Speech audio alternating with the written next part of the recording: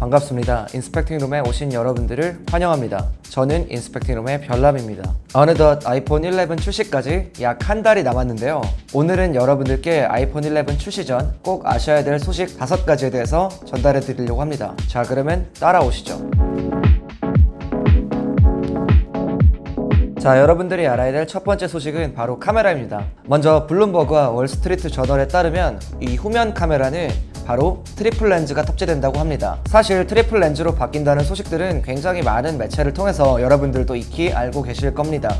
하지만 이 세 번째 렌즈가 정말 뭘 하는지는 아직 모르시는 분들도 많을 텐데요. 자, 이 세 번째 카메라는 바로 초광각 카메라인데요. 기존보다 더 넓은 화각, 더 넓은 줌, 더 넓은 픽셀을 담아서 좀 더 많은 피사체를 한 사진에 담아낼 수 있는 그런 기능이라고 합니다. 그리고 다음으로는 바로 라이브 포토의 향상인데요. 기존의 라이브 포토는 원래 3초를 지원했습니다.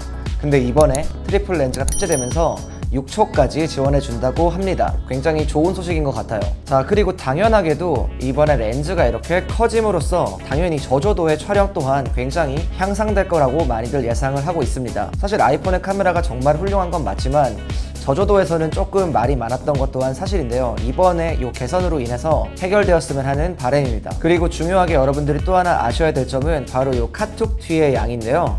이 카툭 뒤에 양이 굉장히 많이 줄었습니다. 10S에 비해서 압도적으로 많이 줄어든 그런 모습을 보여주고 있죠. 그 대신에 단점이라고 하면 바로 이 아이폰 자체의 두께가 기존보다는 조금 더 두꺼워졌다는 점 또한 여러분들이 아셔야 될 것 같습니다. 다음으로는 전면 카메라에 대한 내용입니다. TF 인터내셔널 시큐리티의 윙치코에 따르면 전면 카메라가 기존의 7메가픽셀에서 이번에 10메가픽셀로 업그레이드 된다고 예상했습니다. 사실 굉장히 좋은 소식인 것 같아요. 왜냐면은 저도 아이폰을 오랫동안 써왔는데 이 전면 카메라는 사실 개선이 좀 많이 잘 안 돼왔던 게 사실인 것 같아요. 근데 이번에 전면 화소에 업그레이드가 있다는 점은 사실 굉장히 기대가 되는 부분이기도 합니다. 여러분들이 알아야 될 두 번째 소식은 바로 애플 펜슬의 호환 가능성입니다. CT 리서치 그룹에 따르면 이번에 나올 아이폰 11에는 애플 펜슬이 호환될 가능성이 있다고 예상했습니다. 사실 이걸 통해서 굉장히 정밀한 드로잉 작업이나 여러가지 기타 작업들이 가능해질 것 같아요. 사실 애플 펜슬을 이미 가지고 계신 분들이나 뭐 그런 분들에게는 너무너무나 좋은 희소식일 것 같아요. 다만 저도 한 가지 좀 의아한 부분이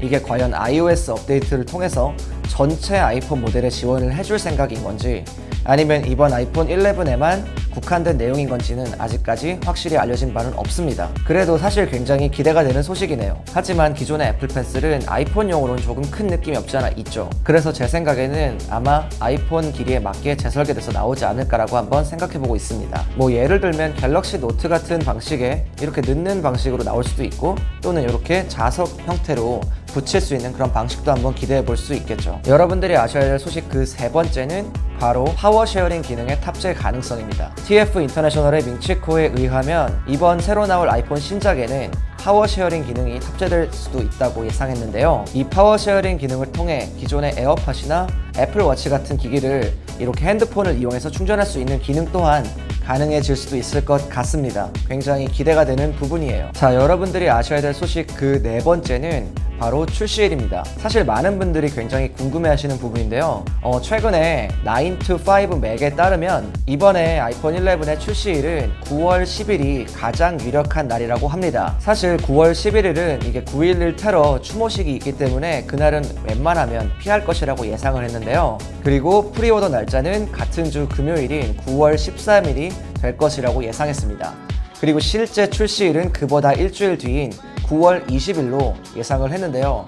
아마 사실 요 정도 앞뒤 하루 이틀 차이 정도로 실제로 출시가 될 것 같습니다. 이렇게 예측할 수 있는 데에는 사실 이유가 있는데요. 기존에 아이폰이 출시되었던 날짜들을 한번 볼게요. 아이폰 XS 같은 경우는 2018년 9월 12일 날 이렇게 출시를 했고요. 아이폰 X 같은 경우는 2017년 9월 12일로 동일하게 출시를 했고요. 여기서 또 아이폰 7 같은 경우를 보면 2016년 9월 7일에 출시를 했습니다. 다시 또 아이폰 6S를 보면 9월 9일 날 출시를 했고요. 그래서 보통 애플의 이런 전략을 보면 사실 9월 둘째 주 월화수 안에 출시를 하는 것으로 예상을 해볼 수 있는데요. 그런 배경 안에서 이런 예측을 하지 않았나라고 한번 생각해 보고 있습니다. 여러분들이 아셔야 할 소식 그 네 번째는 바로 가격입니다. 많은 분들이 굉장히 궁금해하실 거예요. 9to5 맥에 따르면 이번 아이폰 11의 가격은 아마 전작과 동일하게 갈 것으로 예상을 하고 있습니다. 그래서 아이폰 11R의 가격은 749불, 그리고 아이폰 11의 가격은 999불, 그리고 아이폰 11 맥스의 가격은 1099불로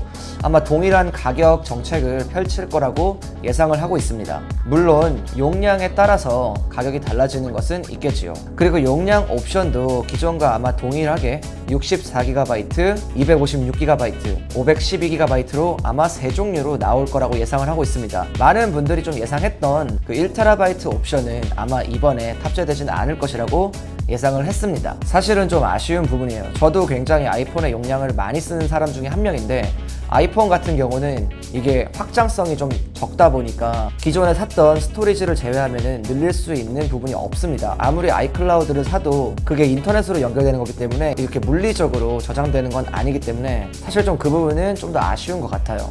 차라리 SD카드를 넣어주든지 아니면 용량 옵션을 조금 더 확대해 줬으면 하는 게 제 개인적인 바람입니다. 이번에는 여러 가지 루머로는 있었지만 이번에 실행되지 않을 것에 대해서 얘기해 보도록 하겠습니다. 그 첫 번째로는 굉장히 안타깝게도 USB Type-C가 탑재가 안 될 것이라는 소식입니다. 여러 많은 해외 외신에서 아마 2020년 모델부터 USB Type-C가 적용될 것이라고 예상했습니다. 사실 좀 안타까운 소식이에요. 그리고 두 번째로는 이 화면 전체 지문 인식 센서의 탑재가 원래 예상했었는데 이것 또한 2020년 아이폰에 적용될 것이라고 많이들 예상을 하고 있습니다. 사실 저도 이 부분을 영상을 만든 적이 있는데 사실 조금은 굉장히 아쉬운 부분이기도 하고요. 그리고 세 번째로는 바로 노치의 축소입니다. 이번에 나올 아이폰 11은 이렇게 노치 부분이 기존과 동일하게 축소되거나 없어지는 그런 거 없이 아마 출시될 것으로 예상한다고 합니다. 그리고 마지막으로 5G 모델의 미탑재입니다. 애플은 이번에 인텔 모뎀을 인수함으로써 뭔가 좀 공격적인 그런 마케팅을 하려는 모습이 보였는데요. 그래도 이번 작품에는 5G 모델은 탑재가 안 된다고 합니다. 그래서 아마 2020년 모델부터 이 5G 모뎀이 탑재돼서 나온다고 합니다. 사실 우리나라는 이제 많이 상용화가 됐는데 이런 부분은 조금 아쉬운 것 같아요. 자, 어느덧 이렇게 아이폰 11 출시까지 한 달이 남은 상황인데 여러분들에게 좀 더 좋은 정보를 드리고 싶어서 이렇게 준비해 봤습니다. 여러분들이 꼭 아셔야 될 정보 5가지에 대해서 오늘 모아봤는데요. 더 궁금하신 사항은 아래 댓글로 남겨주시면 저희들이 답변해 드리도록 하겠습니다. 항상 저희에게 좋아요와 구독은 굉장히 큰 힘이 되니까 꼭 한번 눌러주시는 거 잊지 마시고요. 지금까지 인스펙팅룸의 별남이었습니다.